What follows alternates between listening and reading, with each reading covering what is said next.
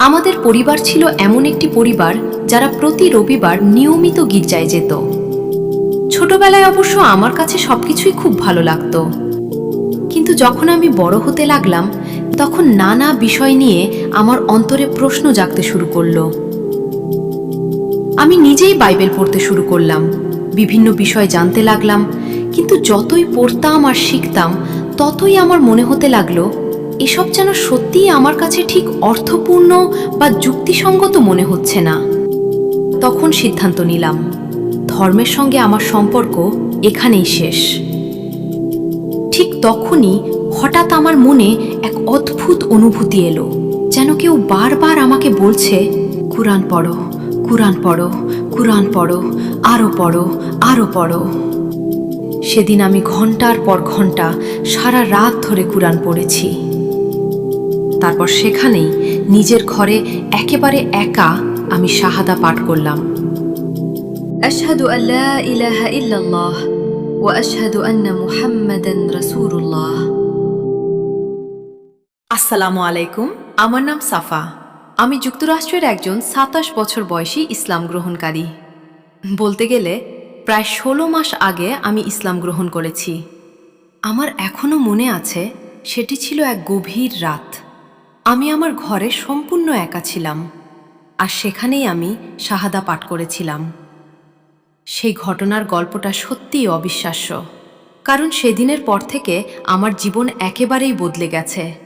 সর্বপ্রথম আলহামদুলিল্লাহ, কারণ আল্লাহ আমাকে এমন কিছু মানুষের সঙ্গ দিয়েছেন যারা আমার প্রতিটি পদক্ষেপে আমার পাশে থেকেছেন, এবং আমি তখন যে অবস্থায় ছিলাম সে অনুযায়ী আন্তরিকভাবে আমাকে সঠিক দিক নির্দেশনা দিয়েছেন। তবে আমি এটাও জানি যে সবার জীবনে এমন অভিজ্ঞতা হয় না, আবার সবার ভাগ্যে এমন মানুষও জোটে না যারা কঠিন সময়ে পাশে থেকে তাদের সাহস যোগাবে, সমর্থন করবে এবং সেই পথটা একসঙ্গে পাড়ি দেবে। আপনাদের মধ্যে কেউ কেউ হয়তো একেবারেই একা। কেউ হয়তো রাত দুটোর সময় গুগলে সার্চ করছেন কিভাবে মুসলিম হওয়া যায়, অথবা মুসলিম হওয়ার অর্থ কী। আবার আপনাদের মধ্যে কেউ হয়তো নিজের পরিবারকে একথা জানাতে ভীষণ ভয় পাচ্ছেন। আর বিশ্বাস করুন, আমি সেই অনুভূতিটা খুব ভালো করেই জানি। এছাড়া আপনাদের মধ্যে কেউ কেউ হয়তো শাহাদা গ্রহণ করার একেবারে দ্বারপ্রান্তে পৌঁছে গেছেন, কিন্তু কোনো একটা বিষয় আপনাকে আটকে রেখেছে, অথচ আপনি নিজেও ঠিক বুঝতে পারছেন না যে সেটা আসলে কী। তাই আজকের এই ভিডিওতে আমি আপনাদের সঙ্গে আমার ইসলাম গ্রহণের গল্পটি ভাগ করে নিতে চাই, কারণ ইসলাম গ্রহণ করা আপনার পুরো জীবনের সবচেয়ে সেরা সিদ্ধান্ত হতে পারে। তবে এই সিদ্ধান্তের সঙ্গে নানা ধরনের চ্যালেঞ্জ ও পরীক্ষাও জড়িয়ে থাকে। তাই আমি কিভাবে শাহাদা গ্রহণ করেছি সেই গল্প বলার আগে আমাদের একটু অতীতে ফিরে যেতে হবে। যারা দেখে বুঝতে পারছেন না তাদের জন্য বলি, আমি আমেরিকার দক্ষিণাঞ্চলের একজন শ্বেতাঙ্গ মেয়ে। আমি এমন একটি আবাসিক এলাকায় বড় হয়েছি যেখানে বেশিরভাগ মানুষই ছিলেন শ্বেতাঙ্গ খ্রিস্টান। আমাদের ছিল একটি ছোট ও সাধারণ পরিবার। বন্ধ গলির শেষ প্রান্তে আমাদের একটি বাড়ি ছিল। সব মিলিয়ে যেন সেই চেনা আদর্শ পারিবারিক জীবনের পুরো ছবিটাই ছিল। বাইরে থেকে সবকিছু একেবারে নিখুঁত, পরিচ্ছন্ন ও সাজানো গোছানো মনে হতো। দেখে মনে হতো যেন কোনো কিছুরই অভাব নেই। কিন্তু বাস্তবে সেই পরিবেশের ভেতরে অনেক বড় বড় সমস্যা লুকিয়েছিল। আমাদের পরিবার ছিল এমন একটি পরিবার যারা প্রতি রবিবার নিয়মিত গির্জায় যেত। আমরা শুধু রবিবারে গির্জায় যেতাম না, বরং বুধবার রাতের প্রার্থনাতেও যেতাম। কখনো কখনো শনিবার রাতের প্রার্থনাতেও অংশ নিতাম। প্রতি গ্রীষ্মেই আমরা VBS ক্যাম্পে যেতাম, আবার প্রতি বছরই যুব ক্যাম্পেও অংশ নিতাম। আমরা স্বেচ্ছাসেবামূলক কাজও করতাম। আর আমার বাবা মা আমার বোনদেরও আমাকে নিয়ে মানুষের কাছে খ্রিস্ট ধর্মের কথা পৌঁছে দিতে যেতেন। এটা অনেকটা ইসলামে দাওয়াত দেওয়ার মতোই, অর্থাৎ মানুষকে ধর্ম সম্পর্কে জানানো। সপ্তাহান্তে আমরা পরিবারের সবাই মিলে গির্জার আরও কিছু মানুষের সঙ্গে এই কাজ করতাম। এছাড়া আমি কয়েক বছর একটি খ্রিস্টান স্কুলেও পড়েছি।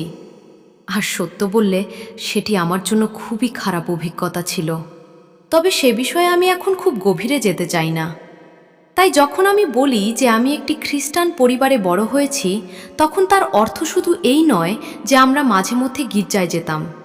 না, আমার পরিবার, বিশেষ করে আমার বাবা মা, তাদের ধর্মের প্রতি খুবই নিবেদিত ছিলেন, আর সেই বিশ্বাস আমাদের পুরো জীবনযাপনকেই পরিচালিত করত। ছোটবেলায় অবশ্য আমার কাছে সবকিছুই খুব ভালো লাগতো। গির্জায় আমার বন্ধু ছিল, আমরা অনেক আনন্দের কাজ করতাম, ভালো সময় কাটাতাম। কিন্তু যখন আমি বড় হতে লাগলাম, নিজের মতো করে ভাবতে ও বুঝতে শিখলাম, তখন নানা বিষয় নিয়ে আমার অন্তরে প্রশ্ন জাগতে শুরু করলো।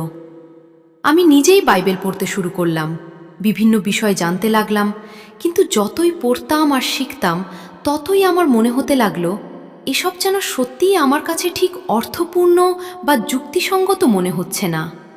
আমি লক্ষ্য করতে শুরু করলাম যে বাইবেলের মধ্যে এবং খ্রিস্ট ধর্মের শিক্ষার মধ্যে অনেক অসঙ্গতি ও পরস্পর বিরোধী বিষয় রয়েছে। আর গির্জায় যাদের সঙ্গে আমি মিশতাম, তাদের জীবনযাপনও খ্রিস্ট ধর্ম যেভাবে শিক্ষা দেয় তার সঙ্গে খুব একটা মিল ছিল না। এখন আমি জানি কেউই পরিপূর্ণ নয়। প্রত্যেক মানুষেরই কিছু না কিছু দুর্বলতা ও ত্রুটি থাকে, কিন্তু এমন কিছু আচরণ ছিল যেগুলো সবার কাছে যেন একেবারেই স্বাভাবিক হয়ে গিয়েছিল, অথচ সেগুলো স্পষ্টভাবেই ধর্মের শিক্ষার সঙ্গে মিলত না। আর এসব আমার কাছে কোনোভাবেই বোধগম্য লাগত না। কিন্তু তখন আমার হাতে তেমন কোনো উপায়ও ছিল না। আমাকে প্রতি রবিবারই গির্জায় যেতে হতো, সেই মানুষগুলোর সঙ্গে দেখা করতে হতো, গির্জার সব অনুষ্ঠানেও অংশ নিতে হতো। আমি গির্জার নেতাদের সঙ্গে কথা বলতাম, আমার বাবা মার সঙ্গেও নানা প্রশ্ন করতাম, নিজের সংশয় ও উদ্বেগের কথা জানাতাম। কিন্তু আমার প্রতিটি প্রশ্নের জবাবে প্রায় একই কথাই শুনতাম: তোমার আরও বেশি ঈমান বা বিশ্বাস থাকা দরকার, তোমার বিশ্বাস যথেষ্ট নয়, আরও বেশি প্রার্থনা করো। কিন্তু আমি প্রকৃত উত্তর চেয়েছিলাম, অথচ কেউই আমাকে সেই উত্তর দিতে পারেনি। তাই যখন আমি বড় হলাম এবং বাবা মায়ের বাড়ি ছেড়ে আলাদা থাকতে শুরু করলাম, তখন সিদ্ধান্ত নিলাম ধর্মের সঙ্গে আমার সম্পর্ক এখানেই শেষ। আমি আমার নিজের শর্তে জীবন কাটাবো, নিজের পথ নিজেই খুঁজে নেব। তবে আমি কখনোই নাস্তিক হয়ে যাইনি। আমার সবসময় বিশ্বাস ছিল যে এই বিশ্বজগতের পেছনে কোনো না কোনো সর্বোচ্চ শক্তি অবশ্যই রয়েছে, কিন্তু সেটি আসলে কি তা আমি জানতাম না। কয়েক বছর পর আমি তথাকথিত নিউ এজ স্পিরিচুয়ালিটির দিকে আকৃষ্ট হলাম। তখন আমি বিশ্বাস করতে শুরু করলাম মহাবিশ্বের শক্তি, কর্মফল সব কিছুই কোনো না কোনো কারণে ঘটে, সব কিছুই ঐশী পরিকল্পনার অংশ, manifestation, law of attraction, law of assumption, এসব ধারণায়। আমি ধ্যান করতাম, সাউন্ড হিলিং করতাম, যোগ ব্যায়াম করতাম, মোট কথা এসবের প্রায় সবই করেছি। শুরুর দিকে এগুলো ভালোই লাগতো, কিন্তু দিনের শেষে আমি ভেতরে ভেতরে গভীরভাবে অসুখী ছিলাম। নিজের জীবন আর এই পৃথিবী কিভাবে চলে তার সঙ্গে যেন আমার কোনো সংযোগই অনুভব করতাম না। যখনই মনে হতো এবার হয়তো আমি নিজের জীবনটা গুছিয়ে নিতে পারছি, অনেক কিছু বুঝতে শুরু করেছি আর সব কিছু ঠিকঠাক চলছে, ঠিক তখনই সব যেন মুহূর্তের মধ্যে ভেঙে পড়ত। আমি স্বভাবগতভাবে খুবই ইতিবাচক একজন মানুষ, সব কিছুর মধ্যেই ভালো দিক খুঁজে দেখার চেষ্টা করি। তবুও আমার সবসময় মনে হতো আমার জীবনে যেন কিছু একটা নেই, একটা শূন্যতা রয়ে গেছে, আর সেই শূন্যতা পূরণ করার মতো কিছুই আমার কাছে ছিল না। ধীরে ধীরে আমি খুব খারাপ একটি পথে এগিয়ে যেতে শুরু করলাম। এক ঘটনার পর আরেক ঘটনা ঘটতে লাগলো, আর এক সময় আমি জীবনের খুব খারাপ এক অবস্থায় পৌঁছে গেলাম। এরপর যা কিছু মানুষ কাকতালীয় ঘটনা বলবে, আমি সেটাকেই আল্লাহর পরিকল্পনা বলি। আমার জীবনে একজন মানুষ এলেন, আজ তিনি আমার জীবনের খুবই প্রিয় একজন মানুষ। তিনি এমন কেউ নন যিনি হঠাৎ এসেছিলেন আর পরে চলে গিয়েছিলেন। তিনি ছিলেন একজন মুসলিম। এর আগে আমি কখনো কোনো মুসলিমের সঙ্গে পরিচিত হইনি। স্বাভাবিকভাবেই আমার অনেক প্রশ্ন ছিল। আবার পৃথিবীকে আমি কিভাবে দেখি সে বিষয়েও তার কিছু প্রশ্ন ছিল। আমিও জানতে চাইতাম তিনি পৃথিবীকে কিভাবে দেখেন। আর তখনই আমি অবাক হয়ে বুঝতে পারলাম ইসলাম সম্পর্কে আমি যতটা জানি বলে মনে করতাম, বাস্তবে ততটা জানতামই না। যুক্তরাষ্ট্রে বড় হওয়া, একটি খ্রিস্টান পরিবারে বেড়ে ওঠা, গির্জায় ইসলাম সম্পর্কে ছড়িয়ে দেওয়া ইসলামোফোবিয়া, আর ইন্টারনেট, সংবাদ মাধ্যম ও চারপাশে ছড়িয়ে থাকা নানা ভুল তথ্য, এসবের কারণে ইসলামকে খুব কমই ইতিবাচকভাবে তুলে ধরা হতো। আমিও সেই ভুল ধারণাগুলোর শিকার হয়েছিলাম। কিন্তু যখন প্রথমবার সত্যিকারের একজন মুসলিমের সঙ্গে কথা বললাম এবং ইসলাম সম্পর্কে তার কাছ থেকে জানতে শুরু করলাম, তখন আমার মনে ধীরে ধীরে কৌতূহল জন্ম নিতে লাগল। তিনি আমাকে কুরআন পড়তে উৎসাহ দিলেন, তাই আমি কুরআন পড়া শুরু করলাম। তবে আমি মাত্র কয়েক পৃষ্ঠা পড়েই থেমে গেলাম। যদিও এটা আমার কাছে বেশ আকর্ষণীয় মনে হয়েছিল, আমি ভাবলাম, ঠিক আছে, ভালো, যাই হোক। তারপর কুরআন বন্ধ করে আমি আবার আগের মতো নিজের জীবন নিয়ে ব্যস্ত হয়ে পড়লাম। কিন্তু কয়েক মাস পর আমি জীবনের খুব অন্ধকার ও কঠিন এক সময়ের মধ্য দিয়ে যাচ্ছিলাম। আমার মনে হচ্ছিল আমার আর কোথাও যাওয়ার বা কারো কাছে সাহায্য চাওয়ার মতো কোনো জায়গা নেই। ঠিক তখনই হঠাৎ আমার মনে এক অদ্ভুত অনুভূতি এলো, যেন কেউ বারবার আমাকে বলছে, কুরআন পড়ো, কুরআন পড়ো, কুরআন পড়ো, আরও পড়ো, আরও পড়ো। সেই সময় আমার করার মতো আর কিছুই ছিল না। আমার কোনো চাকরিও ছিল না, জীবনে বিশেষ কোনো কাজও চলছিল না। তাই আমি আবার কুরআন পড়া শুরু করলাম। আমি শুরু থেকেই পড়তে লাগলাম, কারণ এর আগে তো মাত্র কয়েক পৃষ্ঠাই পড়েছিলাম, তাও আবার অনেক মাস আগে। এরপর যখন আমি আবার কুরআন পড়তে শুরু করলাম, তখন একই আয়াতগুলোই পড়ছিলাম যেগুলো আগে একবার পড়েছিলাম, কিন্তু এবার সেগুলো যেন সম্পূর্ণ ভিন্নভাবে আমার হৃদয়ে স্পর্শ করছিল। যেন কুরআনের প্রতিটি শব্দ আমাকে উদ্দেশ্য করেই বলা হচ্ছিল, প্রতিটি বাক্য আমার হৃদয় ছুঁয়ে যাচ্ছিল।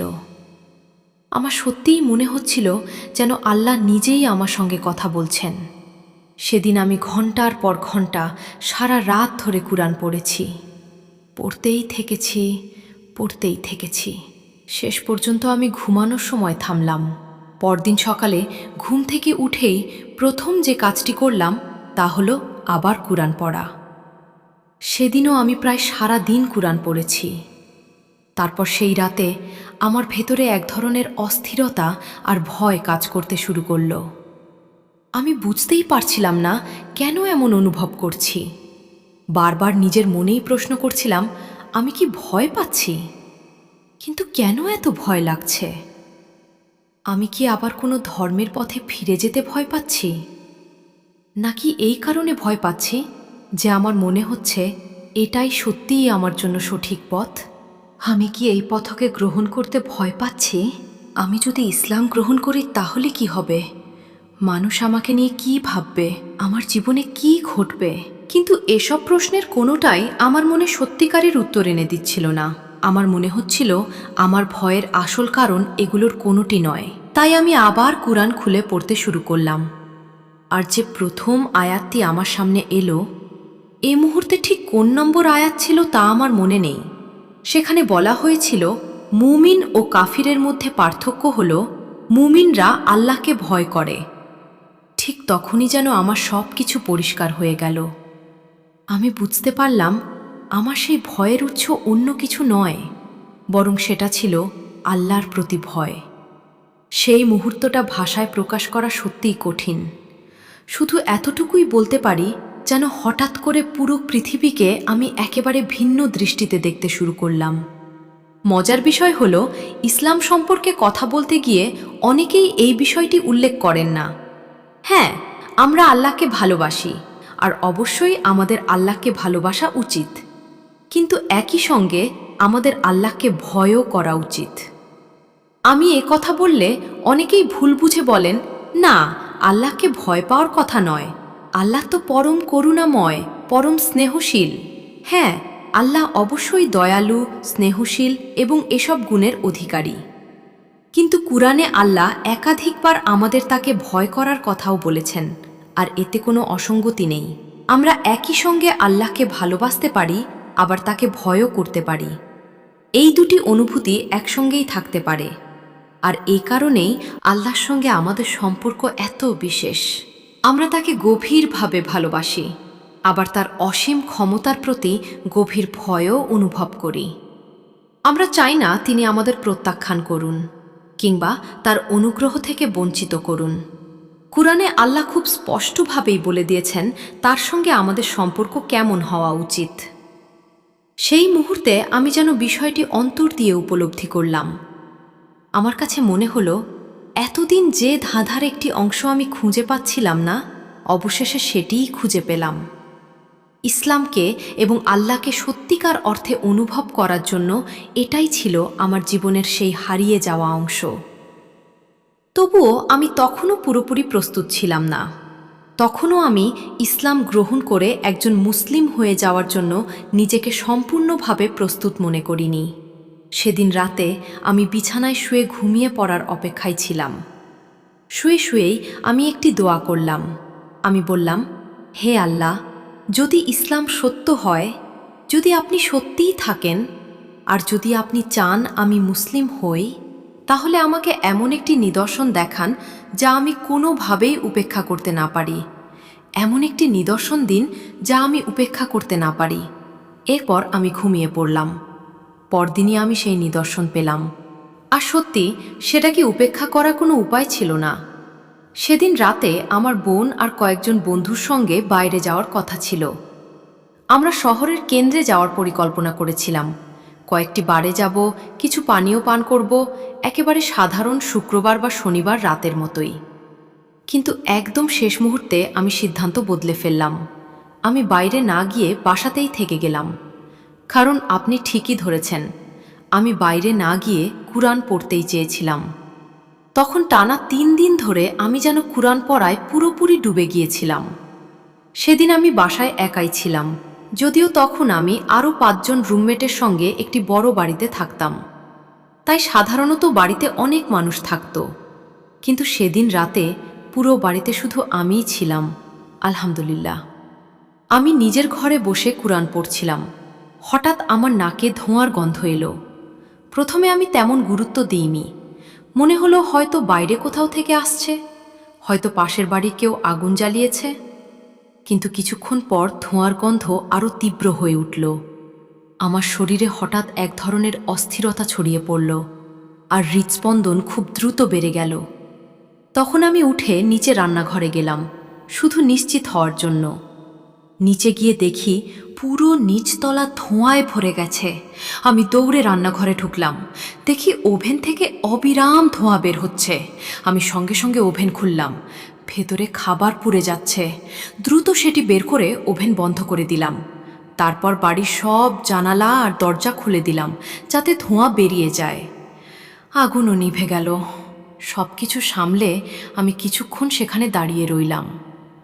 ঠিক তখনই আমার মনে যেন স্পষ্ট একটি কথা ভেসে উঠল, এটাও কি তুমি উপেক্ষা করতে পারবে? আমি সেখানে দাঁড়িয়ে একেবারে হতবাক হয়ে গেলাম। শুধু বললাম, আচ্ছা আচ্ছা। হে আল্লাহ, আমি আপনার বার্তাটা স্পষ্টভাবেই বুঝেছি। আপনাকে অনেক ধন্যবাদ। ধোঁয়া পুরোপুরি বের হয়ে যাওয়ার পর আমি জানলা দরজাগুলো বন্ধ করলাম। তারপর নিজের ঘরে ফিরে গেলাম। ঘরে গিয়ে গুগলে খুঁজলাম কিভাবে মুসলিম হওয়া যায়। তারপর সেখানেই নিজের ঘরে একেবারে একা আমি শাহাদা পাঠ করলাম। আর এভাবেই আমি একজন মুসলিম হয়ে গেলাম।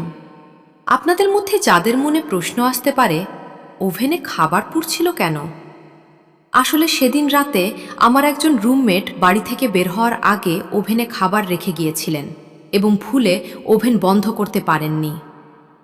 কিন্তু এই ঘটনাটাই আমাকে বুঝিয়ে দিল, পুরো ঘটনা প্রবাহে আল্লাহই আমাকে পথ দেখিয়েছেন, সবকিছু সহজ করে দিয়েছেন এবং আমার সেই দোয়ার জবাব দিয়েছেন। এটাই ছিল আল্লাহর কাছে করা আমার প্রথম দোয়া, আর তিনি তার উত্তর দিয়েছিলেন।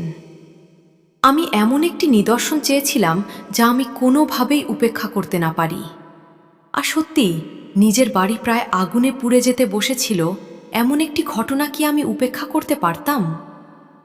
আর যদি সেদিন রাতে আমি আমার বোন আর বন্ধুদের সঙ্গে বাইরে চলে যেতাম, তাহলে হয়তো আমাদের পুরো বাড়িটাই পুড়ে যেত, আমার বিড়ালগুলো মারা যেত।